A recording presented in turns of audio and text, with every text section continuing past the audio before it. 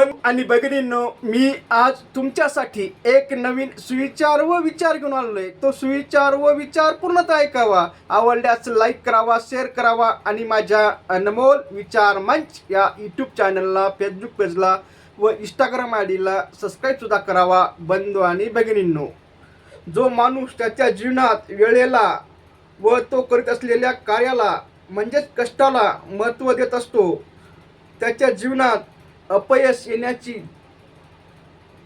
फार फार कमी शक्यता असते. बांधवांनो, उदाहरणार्थ, एका गावामध्ये दोन तरुण हे नवीनच शेती व्यवसाय करण्यासाठी आले. कारण दोघांचंही शिक्षण भरपूर झालं होतं, परंतु काही कारणास्तव यांना नोकरकी लागली नाही, म्हणून हे घरी आले शिकणं आणि शेती करू लागली. यांच्याकडे जे शेती आहे ते शेती करू लागली. त्यातील हे त्याचे वडील जे शेती करायचे तसे तो शेती करू लागला, म्हणजे काबाड कष्ट करू लागला. वेळेच्या वेळ डवरणी, फवारणी, नांगरणी आणि राखण देखण सर्व काही करू लागले. दोघंही नवरा बायको करू लागले सोबत. आणि एक मात्र हलगर्जी करायचा, कधी जात असे शेताकडे, कधी जात नसे. वेळेवर वखरणं, नांगरणं, डवरणं हे काहीच करत नसे.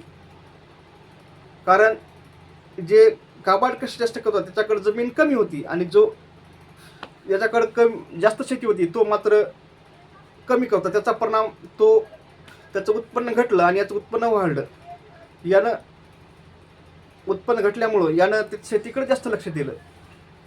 याचं उत्पन्न घटल्यामुळं यानं शेतीकडलं दुर्लक्ष केलं आणि त्यानं मात्र शेतीकडे द्यायला लक्ष दिलं.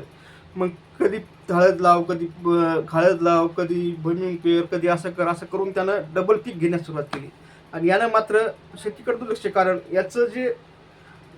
याला तलाव तोल राहायचं, म्हणजे जेवढं यानं खत बी लावलं तेवढं त्याला उत्पन्न होऊ लागलं, म्हणून त्यानं शेतीकडे दुर्लक्ष केलं. म्हणजे हा अडचणीत आला. त्याचा परिणाम हा अडचणीत आला, आणि अडचणीत आल्यामुळं यानं शेती करणं सोडलं आणि मग एक कर्जबाजारी झाला. आणि कर्जबाजारी होऊन हा शहराकडे गेला, आणि शहरात हा महिन्यानं काम करू लागला.